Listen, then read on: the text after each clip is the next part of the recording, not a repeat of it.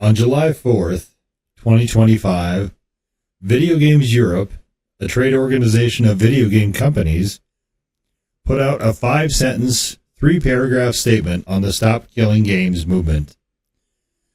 They followed it up with a position paper, which I won't cover in this video, but if you're interested, let me know, and I will do a longer, separate video on that as well. I haven't seen a lot of coverage on this, though I will nod to Legacy Killa HD for picking it up. I'll link his video below.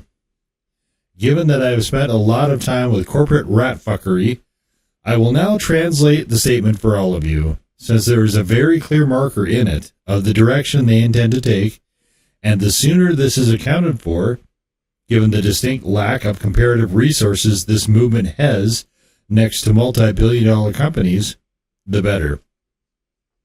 Before we get to that, it's important to understand who this statement is for.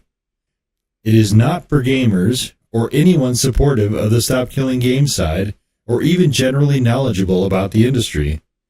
Instead, it is meant as a clarion call for the video game companies and propaganda for company stockholders, politicians, and the ignorant out there whose interest in this may extend only so far as a quick soundbite on the evening news. It is also complete garbage. I will dissect it sentence by sentence, perhaps even down to word by word.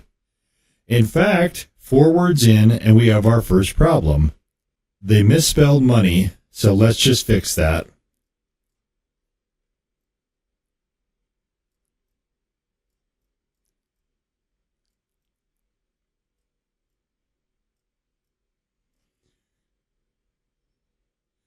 After the semicolon break, we get into the first outright falsity.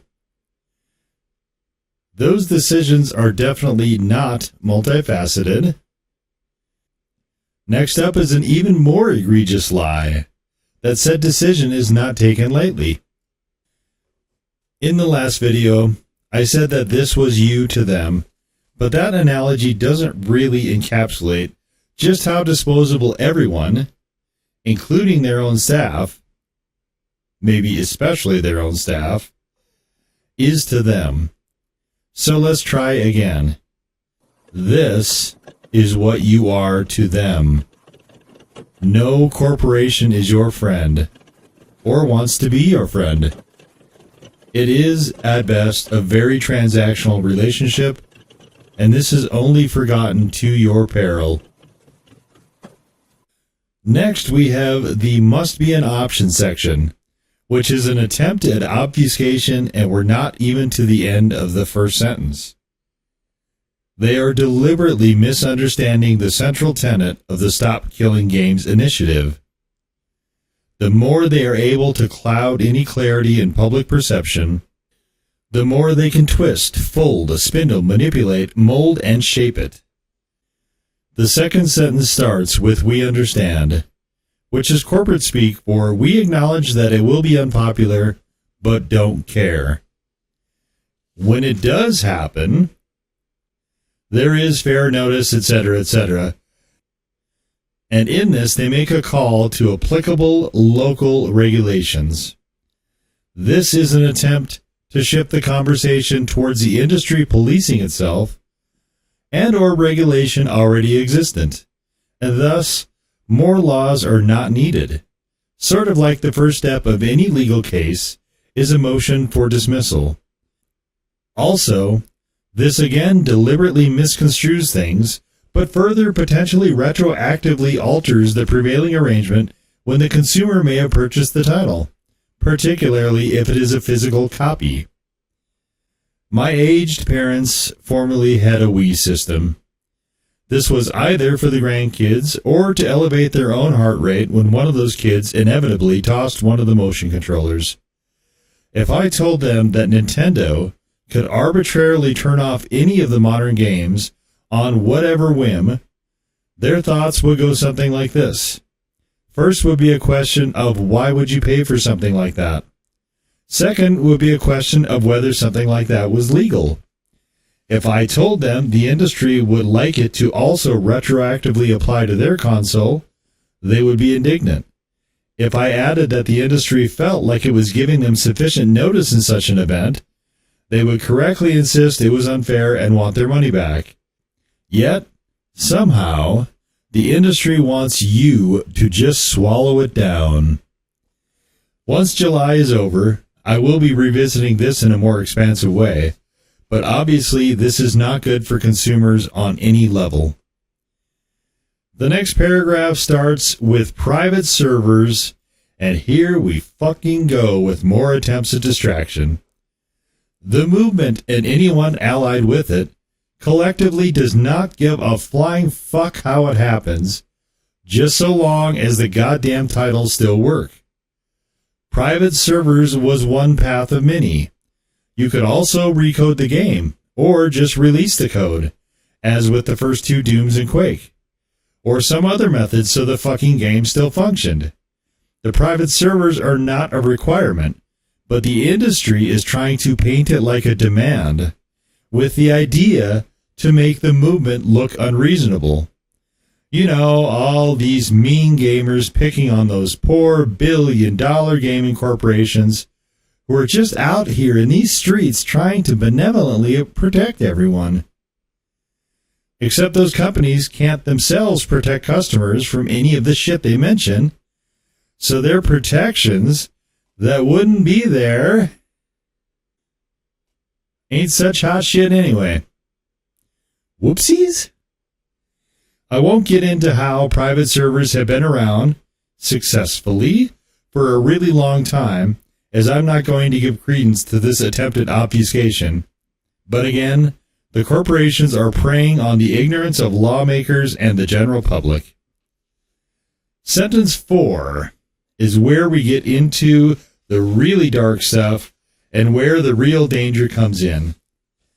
I can't say this strongly enough. The movement has to be prepared for this.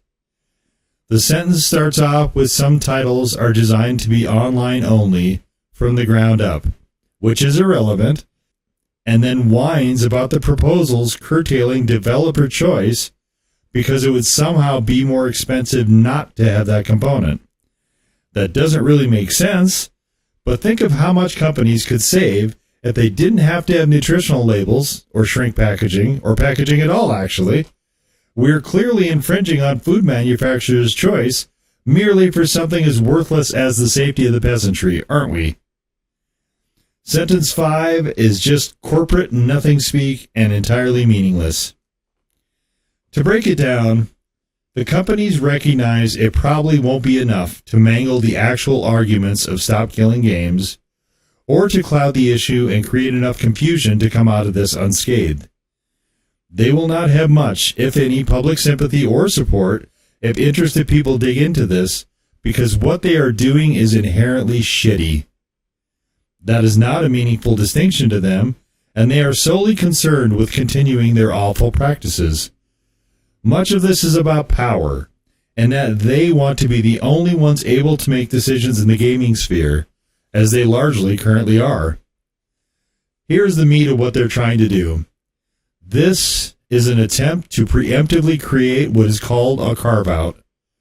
Ross was right in that politicians like easy wins, but if the industry can quote-unquote solve the problem and police themselves, they may be able to get lawmakers and regulatory agencies off their backs and thus continue their odious anti-consumer practices.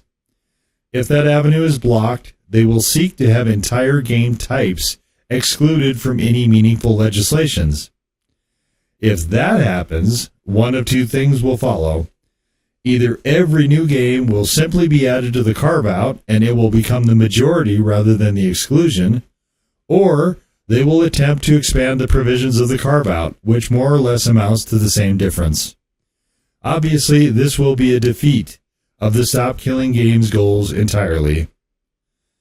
Speaking strictly to games, I don't have the technical expertise to the point where I can determine which specific instance, if any, where the industry may have a point or not, but I am very versed in corporate trash bin, and this entire statement positively reeks of it.